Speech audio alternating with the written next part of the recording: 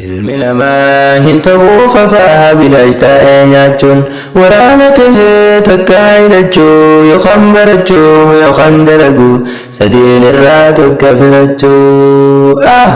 Hintaa'in hojjedhu qayyii hojjedhu ati yaa gurbaa bilaashtaa uumee malbu'aa gurbaa tanaaf olkaa godhaa sababaan malee hin dhuftu gabaan. Sababaan malee hin dhuftu gabaan. Ishii shay jiruu fokotu way miskiinummaa way fakiirummaa way wallaalummaa kan harkee beekaa kan quban qabu maalirraa himaa jiruun duniyaa isin tanumaa kanarra dhabdees boru argatta tanaaf jettee yaa obbolaa kiyyaa hiyyaadinumaa.